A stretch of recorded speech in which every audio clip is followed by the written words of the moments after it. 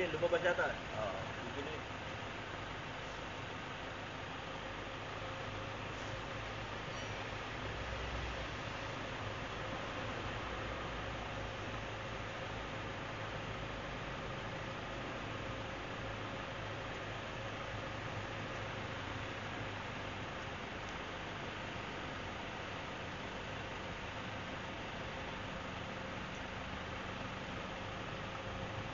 Pag tuloy-tuloy silang gawa sir, mga ilang linggo?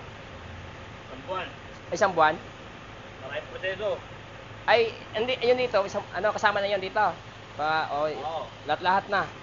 Ano yan?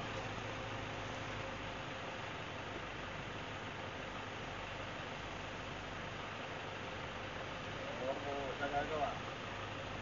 Ano sa inyo? Bayad sa inyo? Arawan kayo? Oo, araw lang to.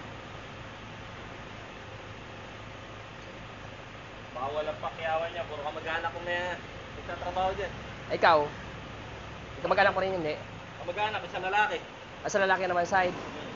Pero lahat na nagtatrabaho yan, kamag-anak mo sa babae. Sa babae sa lalaki. Yung si ano, si Jose, sa babae. Oo, sa babae yan. Saka yung kanina yung may truck. Oo, si Jerry. Ano yan? Magkapatid parang magkamukha eh. Kapatid yan. Oh. Isa lang sila, kamag-anak. Sino matanda sa kanyang dalawa? Ito, Ay, ito. bunso yun, may dala ng truck. Kaya sulit lang talaga, wala talaga eh. Okay, siyempre, kuha pa si iba, ganun din naman, ang babayaran din naman. Kamag-anak yan, isa lang babae yan. Oo. Kukuha ka ng ibang tao, ganun naman bayad. Pari naman ang gawa. Lokohin ka pa. Oo. Diba, yan ang masakit, lokohin ka pa. Oo. At least yan. Yan, lokohin ka mo, kamag-anak mo na lang. Nandiyan kanina, pati yung isang mababo. Si... Jepe.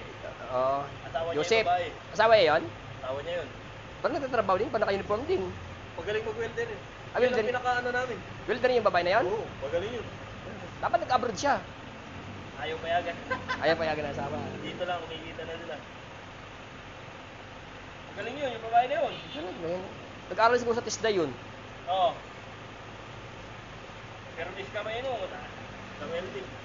Hindi kasi welding na yun, hindi basta-basta. Pagka may kumatas, syari. Tagas lahat ng tubig niyan. Galing yun yung babae. Yun ang pinaka-welder.